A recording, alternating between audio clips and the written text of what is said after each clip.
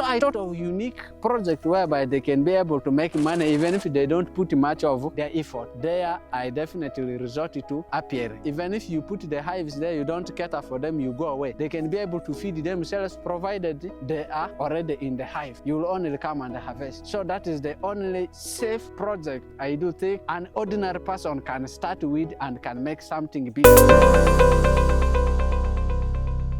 By name, I'm called Awale Christopher Mato. One of the heads of Zoe Farms and Fisheries. If I talk about the heads, I know everybody understands what it means. It is our apiary section, and more of my talks are going to be based on apiculture. This journey is very, it is something very easy. You know, in most cases, people believe that when you are starting something, it is always hard. And what inspired me is I have a criteria in my mind. I believe in changed mindset. You know, those who have fixed mindset and those that have the variable mindset. My mindset is not fixed. I believe that if I try to put things in place, I may be able to succeed or fail. So due to that tendency, I had to sit down. I thought a lot.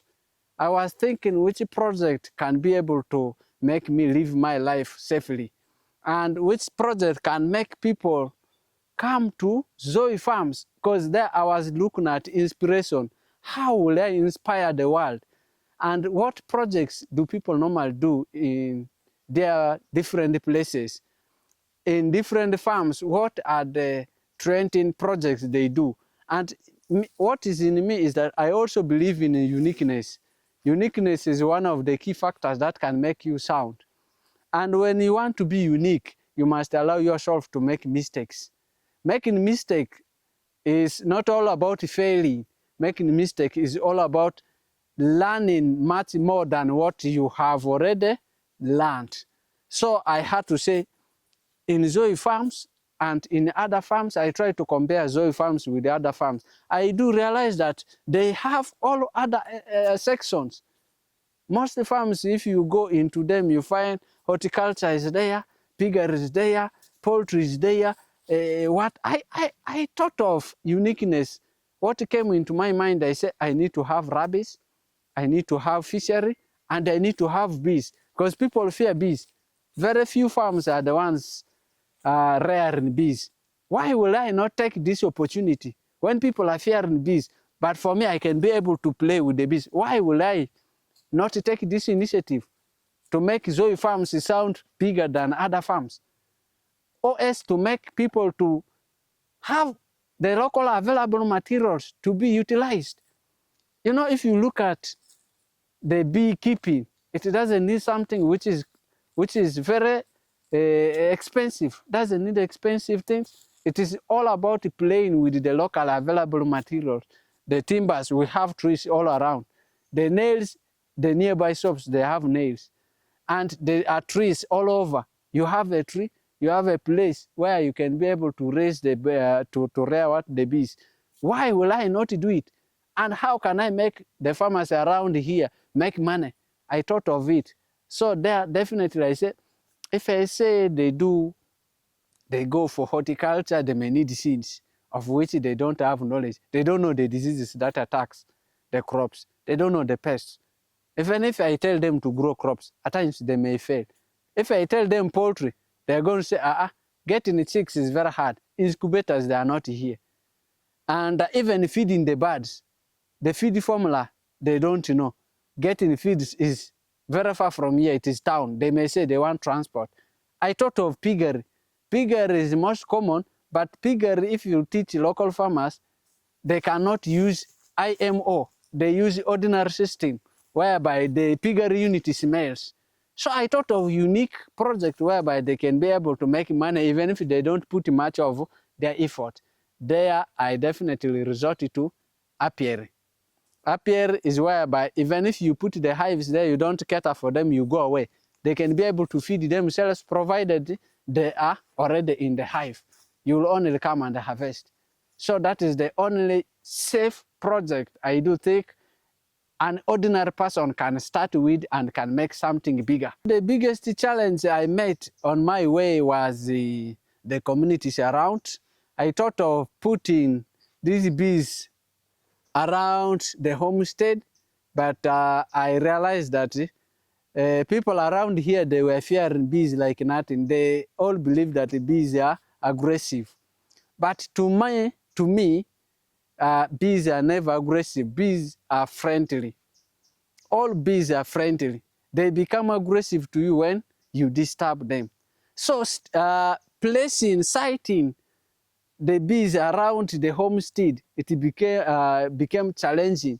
All the communities, they were fearing. I just, if it's like this, let me try to prolong it. Let me take it a little bit down the swamp, whereby I can have a source of water, I can have the forage, I can have all other things. That was the one of the challenging things. The second thing, when I was beginning the journey, people used to think, okay, people used to give me different ideas. Others were saying, you are going in for this. You put down the people still. Theft became threatening word to me. I also thought of that. Since they say it is aggressive, they will not go and tamper with it. I continued with the journey. Another thing that was a challenge to me, it was the finances. You know, when you are starting up something, it needs a couple of income in the pocket. I may say the timbers are around, but I have to go and buy nails. I may need transportation. Even collecting the timbers, bringing home needs transportation. And even the labor itself. You alone, you can't be working on these things when you are the only person. It needs also labor. When you are making the hives, it needs the labor. And buying other materials, sourcing for them, it was also a challenge to my side. Capital, here basically I'm talking about capital. But after setting up, I realized that it is something which is very good. Doesn't take my time. Instead of wasting time to be here full time, I use the remaining hours to work for more money in other section. Here I just set it, I come and check once a while, and then I go away. Those are the only challenging factors. Actually, if you look at it, it is a neat project whereby you don't spend much of your time, you don't put much, you don't do what, you only come and harvest your money. You go to something which is very good. Choosing the right bees, it is, as you will say, here I have no choice. All bees are okay. Here, what matters a lot is now the feeding. There is no right bee, there is no wrong bee. All bees are okay, but it becomes wrong when they don't have what they're supposed to use to create honey. There the bee will become a wrong bee. There is also this factor whereby you may be able to say this other bee is good, this one is bad. It is the aggressiveness. There are some bees that are very hostile and they're aggressive. More so the black one. Bees, they have the species. There is this black species whereby you find they're tiny, but they are black in color. Even if you look at their worker bee, it's not all that brown. The worker bee is dark, but it is only having these strips that are slightly brown. And there is this brown one, it is normally big. And that one, it is docile. It doesn't stink. It can sting when you over disturb. But if you don't disturb it much, it cannot come and attack you. That is where you'll get to know this is a bad bee, this one is a good one.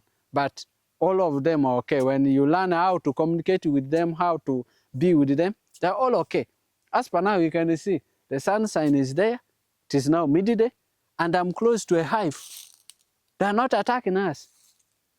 So you will clearly know that the way of communicating, the way you conduct yourself to the bees, it matters a lot. It matters a lot. That makes you to know that this is a good bee, this one is a bad one. But there is no clear significance that this one is good, this one is bad. It depends on the way you conduct yourself and the way you expect from them. What you put is what you get out of it. If you don't plant forage around, you expect honey. Will you get? No. So that is the only difference. Actually, in summer, all of them are good. I should recommend KTB if you are to ask me.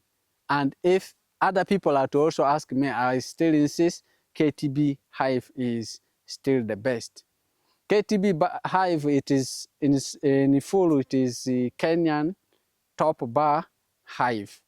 Kenyan top bar hives, these are the hives I'm having right now. They're very easy to be made, very easy. The moment you have a look at it and you have carpentry skills, you are ready to make them.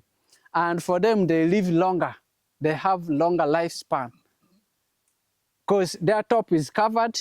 There is no rain that is entering. There is no rain that is corroding there. That is weakening the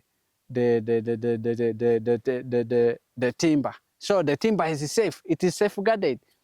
Then if you look at all other types, you'll realize that another good type is Langstroth hive. Langstroth hive. For it, it is actually, if you try to narrate, in terms of cost, it might be expensive, but in terms of output, it is the best. Because for it, you keep on piling the chambers. When the first chamber is full, you bring another one. When that one is full, you bring another one. When that one is full, you bring another one. You can even pile it up beyond your height. And once you come to harvest, you harvest tribute. What you will harvest there is much more than what you will harvest from Kenyan top bar hive. And all these other types of the hives, I'm not saying they're bad, but for the beginners, they are good. You can talk of gourd. Gourd is this is it under the family of vegetables? I don't know. This one you find it is a calabar. People call it a calabash. I don't know which language is that. And they only drill a hole there, they remove the seeds inside. That one, even a child can learn how to remove inside the seeds and then put it. When it is occupied, it is a hive. Pot hives. Pot hives, those are local made pots out of clay. You just cover the top, you make a hole, bees enter there, they put honey. That is also good for the beginners. But the challenge, when it falls, it is a must. The gourd hive, the more it stays, the more rain drops on it, it gets weakened, eventually it cracks. Then another one, long hive. Long hive, this is when a piece of wood is cut and inside is scooped and two entrances are covered and make holes where the bees will enter. It is also a good hive, but it is not modern. Those are now traditional. No, nowadays we are run out of the tradition. We are now trying to adopt in modern. This is scientific ways of living. All those types of hives are okay, but the most convenient one is the KTB and the Langstroth, of which if you look down there, I have Langstroth, but it is still having one chamber. I'm going to keep on piling them with the time. What about these locals? That one is Kigezi hive.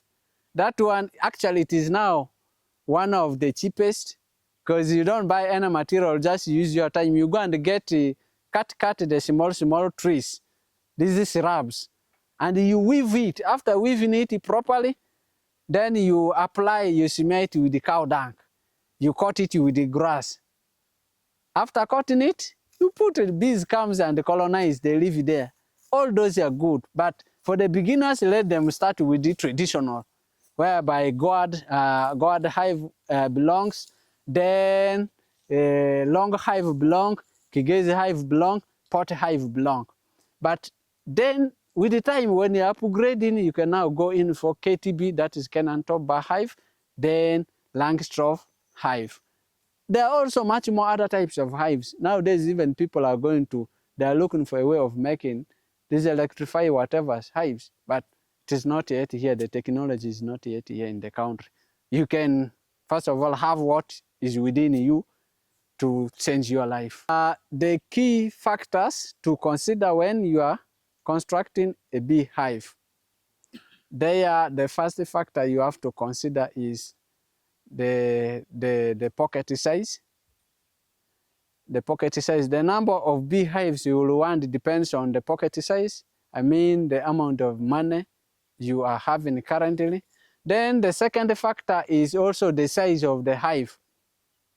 The size of the hive is different from the number of hive. The number of hive, I said, it depends on the money, the pocket size.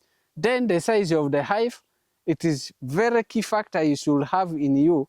When the hive is too large, the bees normally take longer to put for you the honey.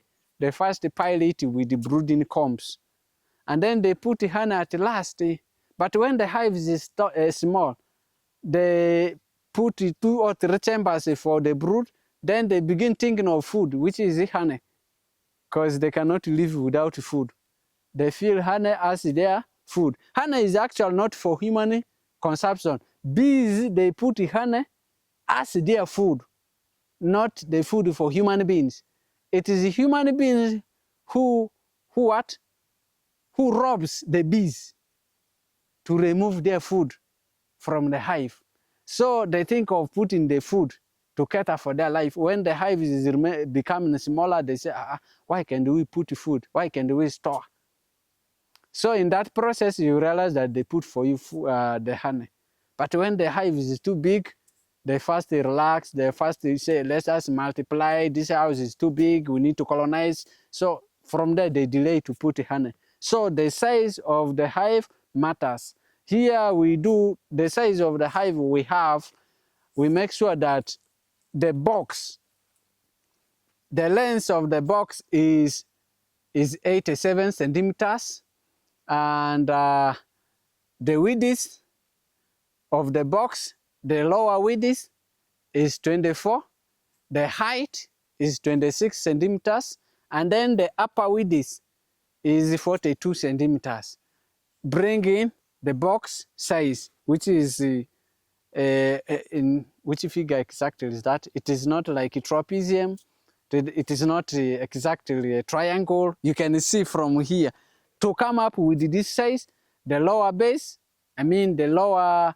width, it is 24, the height is 26, the upper width, it is 42, then the length of the hive, the length is 87 centimeters. Then if you look at the length of the top cover, it is 94 centimeters. Then the width of the top cover is 54 centimeters. Then inside it is partitioned. There is a honey chamber, and there is a queen chamber. Queen chamber is where the queen lives, where the queen lays eggs, and then they are shifted to honey chamber. Honey chamber is where you collect the honey. When you harvest from behind, not from in front. From in front, you are trying to chase away the bees. If you interfere with the mother, the bees leave. But if you don't interfere with the mother, you only remove the honey behind, the mother will keep on producing, they will not leave. They will build more combs and put the honey. So the factors that you consider, I said the size matters a lot. That is the first factor. The second factor is now the capital. Then the third factor, you now think of where to go and place the hives. It is also a factor when you are trying to impact on hive making or apiary project. Where you are going to keep them, it is also a very key factor. Then other factors like the forage content, those ones they come after. How do I prepare for bees before they arrive? Hey.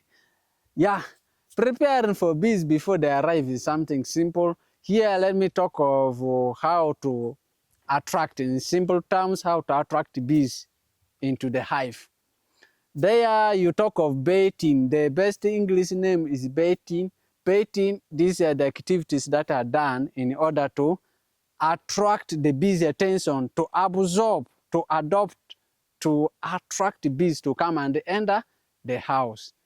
So here we are looking at one of the ways of baiting is using bee wax.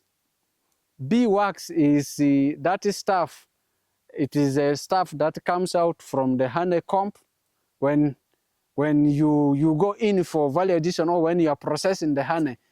The honeycomb, after extracting the honey, then that residue, you go and boil it, then you filter it, you cool it. What will come out of it is bee wax. Use of bee wax is one of the ways of attracting the bees into the hive, through rubbing or smearing it into the holes and even inside the hive. You make sure that you rub the bee wax. That improves on the smell, the scent of the hive. There are some trees that produce irritative smell. When you use them, the bees will not come and colonize the hive. To chase away that smell, you need to get the bee wax. You smear it inside the hive, even where the opening, the holes where the bees are to enter. You smear it using the bee wax. There, definitely the bees will come and enter.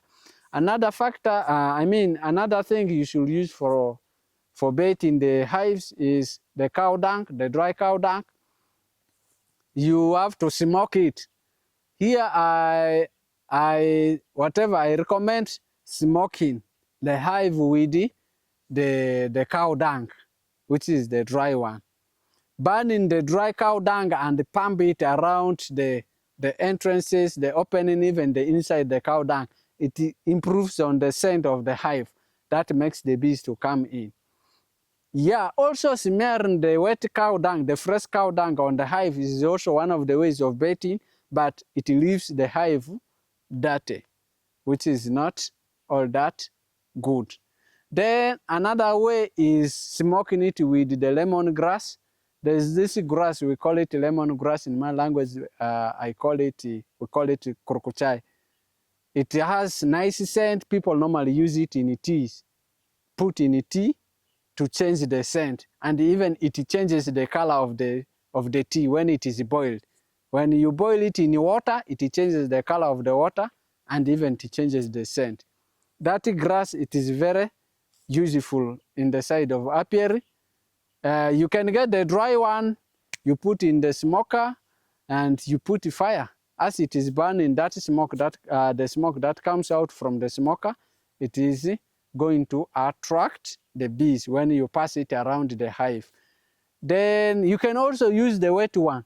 The wet one, what you do, you smash it. After smashing it, you rub it. You smear the hive with it to also attract the bees to come and enter the hive. The last method of baiting is having the food around the hives. You come and put the flour over the sugar crystals, over if there are flowers around. A bee may come from far looking for food, but once it meets the hive and enters in, it finds there is a good place for them to live in, goes and conveys the message to the friends, and the entire family comes and enter the hive. All those are the ways of attracting bees in the hive. The beginners normally make mistakes when they are beginning the journey of beekeeping.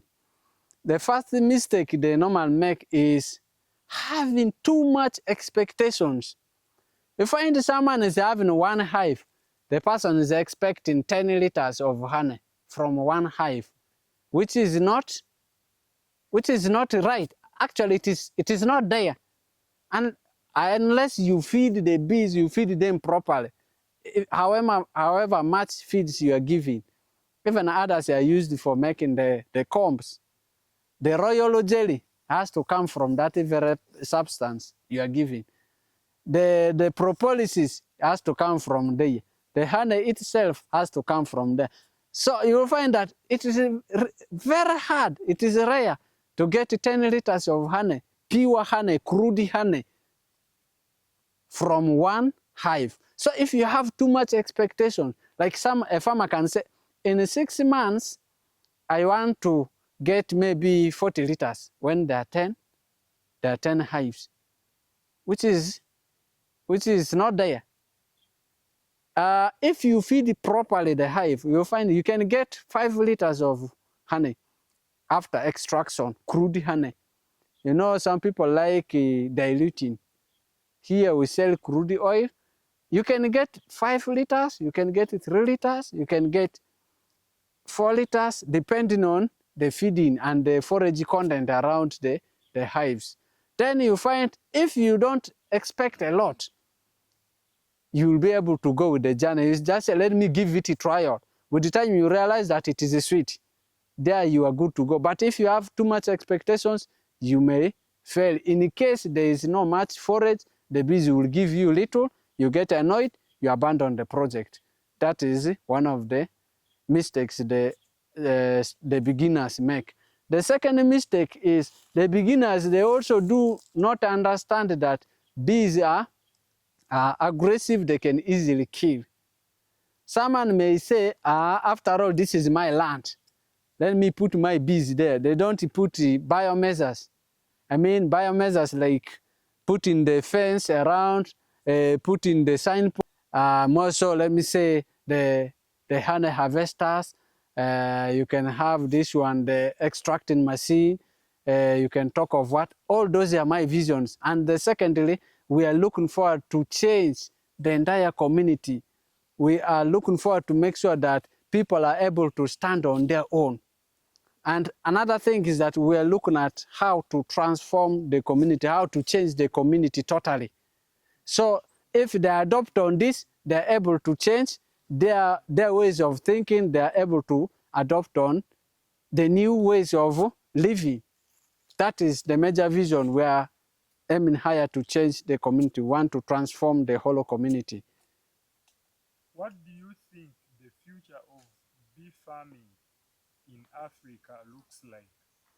Yeah, the future of bee farming in Africa, I should say, initially it has been hard. People used to do traditional, but right now we are doing what? We are now going into modern. So in Africa at large, with the future, as I'm talking right now, people are able to generate new ideas of technology and they are ready to innovate the previous ideas in Africa. And we are also struggling, we are trekking forward to make sure that even the production of agriculture in Africa is pushed to another level through the help of the bees. We can be able to produce good crops and good varieties, even new varieties of crops. Through pollination, it is the bees that makes us to generate new varieties. And to have more harvest, it is the bees that does what? Pollination. So on the cropping section, it's going to change. Even the side of the health is going to be changed. Everything is going to be changed. Beekeeping, actually, it is something which is generous. It is generous. It is with the time. If we do impact on it, it will change the world. Thank you so much. On the product, you spoke of beeswax, Yes. candles, but you did not speak about venom. Yeah, on the products, I have a lot of bee products we do have here.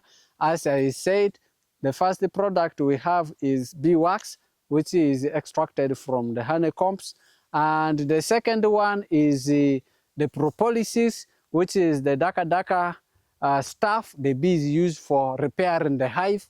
It is also key, it is medicinal, and it does a lot of work. And another one is royal jelly. Royal jelly, it is the food that the bees use to feed their mother, and it is also food for human beings. It is majorly, it looks like powder. It is in powder form, but it is a bit compact. It is compacted. That is royal jelly. It is one of the products we get from here. It is also medicinal. And another product is venom. Venom, it is the poisoning action, the poisoning part, the poison that bees have. Once you are stung by a bee, you find the body begins to swell, and you find something going inside in form of liquid, entering into your blood. That is what we call bee venom. And venom is very important. It is also medicinal. And most of these pills, these medicines, they are made out of a combination of bee venom and other things. But its collection it needs a gadget called venom collector, which is a bit at a cost. As per now, as Zoe Farms, we are not having it yet, but we're looking forward to have it in the next coming months. And another whatever is now the honey itself, as everyone eats. It is food, it is medicine, it is what, you know, everyone eats. All those are the products that comes out from the bees. Now, on health and management, can you speak something there? Uh, Is there treatment or they go sick? on the issues of bees, bees rarely go sick. They rarely go sick. And it is very hard to identify that a bee is sick. It is very hard to realize that when the bee is old, it dies off. But their deaths, the duration, okay, the lifespan of bees varies. It is not the same. You find there are those that only live for 2 weeks. That is a worker bee. Only 2 weeks, it dies. And there are those that lives for 2 to 3 months, which is a drone. At the end, it dies. Then there's that one that lives for 3 years, which is the queen bee. Can be alive for 3 years, and it is served at once. During the service, those dirty drones survived on the way, they die all on the way. Why? They bleed to death. Once it inserts its mating gadget or the penis, it gets plucked off when it is removing it. And it remains on the female's gadget, of which it keeps on releasing them down, dropping them down. The number of drones that meets the queen on the way, they all died on the way. They die on the way. Those that returns into the hive, they are those that did not succeed on the way.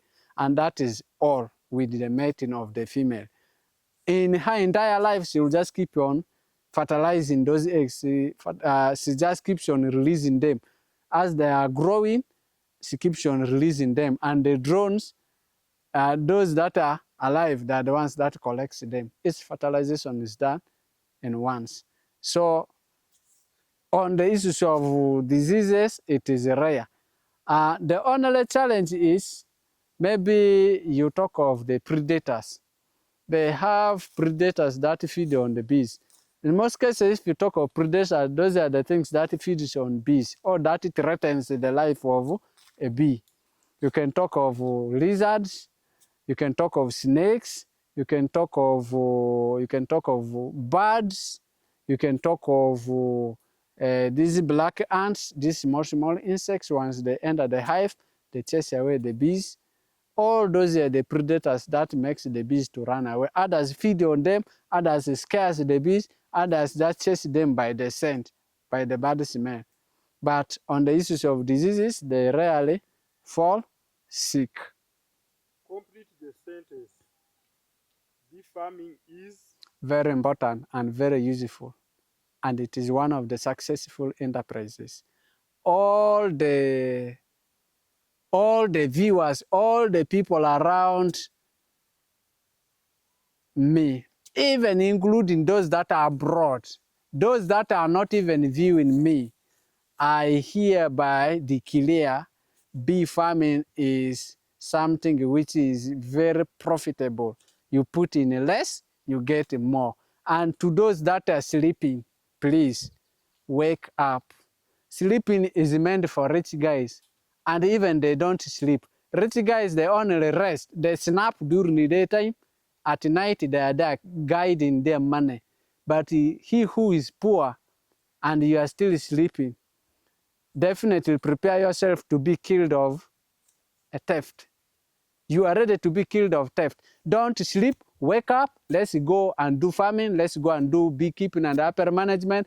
In case you want to learn more details on how to do beekeeping and upper management, come to Zoe Farms and Fisheries. You can watch us on YouTube, you can watch us on TikTok, you can watch us on and other media, provided the number is there. Feel free, call the number. We normally don't miss to put the number on the video link. You get the link or tap the link, you will get all other details there in case you want to learn more or you want to knowledge in certificate level and diploma level. Though we have not yet impacted on issuing the certificates and other things, but we do have accommodation. Those that are coming to learn, accommodations there, you will be given a house, you will be given water, you will be given power and other things. If you talk well with us, we can also offer for you food. You eat well, you sleep well, you enjoy the whatever, Wi-Fi is there, everything is there. You will only be fed with the knowledge and the good life. Whenever you go outside, you are ready to start on your own. Don't wait from the summer. Don't be fed. Please be the one providing, not others to be providing for you all the time. Thank you so much. Thank you, viewers. I love you. I love you all.